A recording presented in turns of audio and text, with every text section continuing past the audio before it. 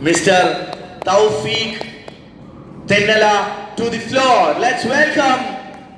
Thank you. Dear friends, ഞാൻ തൗഫീഖ് Thannala.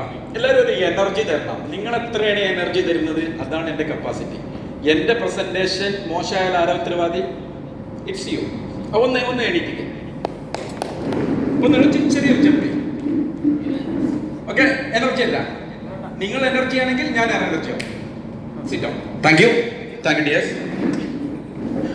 Okay, ഒരു കുഗ്രാമം, മനോഹരമായിട്ടുള്ളൊരു നാട്ടിൻ ഒരു ചെറുപ്പക്കാരൻ തൻ്റെ ജീവിതം പച്ച പിടിക്കണമെങ്കിൽ കടലിനക്കരെ കടക്കണമെന്ന മോഹവുമായിട്ട് അദ്ദേഹം കടലിനക്കരെ പോകാൻ വേണ്ടി വിമാനം കയറി.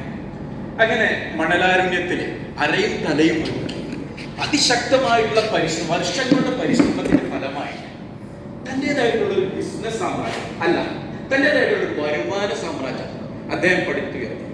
പക്ഷേ അദ്ദേഹം ഒരു കാര്യം ശ്രദ്ധിച്ചത്, തൻ്റെ ഈ അച്ചീവ്മെന്റിൽ, സാമ്പത്തികമായിട്ടുള്ള നേട്ടത്തിൽ തൻ്റെ ജീവിതത്തിന്റെ ആയുസിന്റെ നല്ലൊരു ഭാഗം മണലാരത്തിൽ പൊഴുതു പോയിട്ടുണ്ട്. ഇപ്പോൾ മനസ്സ് കിട്ടുന്നിടത്ത് ശരീരം കിട്ടുന്നില്ല, ശരീരം പിടിക്കുന്നിടത്ത് മനസ്സ് കിട്ടുന്നില്ല.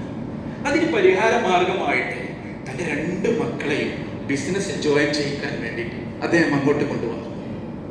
അങ്ങനെ തൻ്റെ ബിസിനസിന്റെ ബാലപാഠങ്ങളെല്ലാം തൻ്റെ മക്കൾക്ക് പകർന്നു കൊടുത്തു. അപ്പോഴാണ് അദ്ദേഹം ഒരു കാര്യം ശ്രദ്ധിച്ചത്, തൻ്റെ മക്കൾ തന്നെക്കാളും കേമന്മാരാണ്. അദ്ദേഹത്തിന് വലിയ അഭിമാനം തോന്നി. അപ്പോൾ അദ്ദേഹം ചിന്തിച്ചു, ഇനി എൻ്റെ സർവീസ് ഇവിടെ വേണ്ട. തൻ്റെ 2 മക്കളായിട്ടുള്ള മൂത്ത മകനെ, തനിക്ക് അദ്ദേഹത്തിന് അവിടെ 2 ഷോപ്പാണുള്ളത്. മൂത്ത മകനെ 2 ഷോപ്പും ഏൽപ്പിച്ചു കൊടുത്തു. അദ്ദേഹം നാട് പിടിച്ചു. അങ്ങനെ മൂത്ത മകനാണ് ഇപ്പോൾ ലീഡർ. മൂത്ത മകൻ തന്റെ പിതാവിന്റെ ട്രഡീഷണൽ ബിസിനസ് മോഡലിൽ നിന്നും ഈ 2 ഷോപ്പ് ഒരു പ്രൊഫഷണൽ ബിസിനസ് മോഡലിലേക്ക് മാറ്റാൻ തീരുമാനിച്ചു. അതിന്റെ ഭാഗമായിട്ട് ആദ്യ ഷോപ്പ് ഒരു ഗ്രാൻഡ് എക്സ്പാൻഷനിലേക്ക് പോയി. ഇപ്പോ ഗ്രേറ്റ് എക്സ്പാൻഷനിൽ പോകുമ്പോൾ തന്റെ കയ്യിലുള്ള കാശും സമ്പത്തും മാത്രമല്ല, സുഹൃത്തുക്കളിൽ നിന്നൊക്കെ ഒരുപാട് പണമൊക്കെ കടം വാങ്ങിയിട്ട് വലിയ രീതിയിലുള്ള ഒരു ബിസിനസ് സൂപ്പർ മാർക്കറ്റ് ഓർഗനൈസേഷൻ അദ്ദേഹം നിർമ്മിച്ചു. പക്ഷേ ഈ ട്രഡീഷണൽ ബിസിനസ് എന്ന് പറയുന്നത് എക്സ്പെൻസ് കുറവായിരുന്നു. പ്രൊഫഷണൽ ബിസിനസ് എന്ന് പറയുമ്പോൾ ദൈനംദിന ദിവസത്തിന് ഒരുപാട് എക്സ്പെൻസ് വേണം. ഇതൊന്നും അദ്ദേഹത്തിന് മീറ്റ് ചെയ്യാൻ പറ്റുന്നില്ല. ഉദ്ദേശിച്ച ബിസിനസ് നടന്നില്ല. അപ്പോൾ ഇതിന് വേണ്ടിയിട്ട് ഇദ്ദേഹം കാശ് കടം വാങ്ങാൻ തുടങ്ങി. ഇങ്ങനെ ക്യാഷ് കടം നോക്കിയാൽ ഓൾറെഡി ഉള്ളൊരു കടം ഉണ്ടല്ലോ, അവിടുന്ന് ക്യാഷ് വലിക്കും, സ്റ്റോക്ക് വലിക്കും. 2 ബിസിനസ്സും വളരെ താഴ്ചയിലേക്ക് വരാൻ തുടങ്ങി. ഇദ്ദേഹത്തിന് മനസ്സിലായി തന്റെ ബിസിനസ് സക്സസ് ട്രാക്കിൽ നിന്ന് കൈകെട്ടി പോയിട്ടുണ്ട്. പക്ഷെ ഇദ്ദേഹം ഒരു കാര്യം ശ്രദ്ധിച്ചു, തന്റെ ഈ വീഴ്ച ഉണ്ടല്ലോ, തന്റെ സുഹൃത്തുക്കളെയും തന്റെ നാട്ടുകാരെയും തന്റെ കസ്റ്റമറിൽ നിന്നും മറച്ചു വെക്കാൻ വളരെയധികം പരിശ്രമിച്ചു. പിന്നീട് ഇദ്ദേഹം ഒരു കാര്യം തിരിച്ചറിഞ്ഞു, എത്ര കാലം ഇങ്ങനെ മറച്ചു വെക്കുക, ഒരിക്കലും കഴിയില്ല.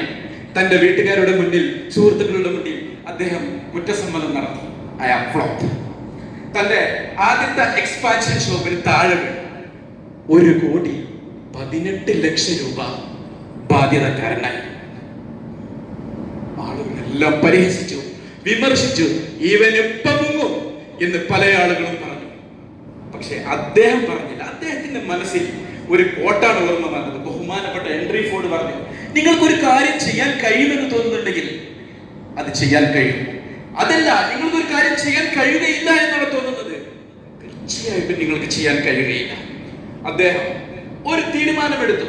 ഞാനിപ്പോൾ സാമ്പത്തിക ബാധ്യതയിൽ മുങ്ങിക്കിടക്കുകയാണ്. 1,18,00,000 രൂപ കടക്കാരനാണ്. എന്റെ പരിപൂർണമായിട്ടുള്ള കടം വീട്ടിയതിന് ശേഷം മാത്രമാണ് എന്റെ ജന്മനാട്ടിൽ ഞാൻ കാലുകുത്തുകയുള്ളൂ. 2019 10ാം മാസം അദ്ദേഹം ഫ്ലോപ്പായി.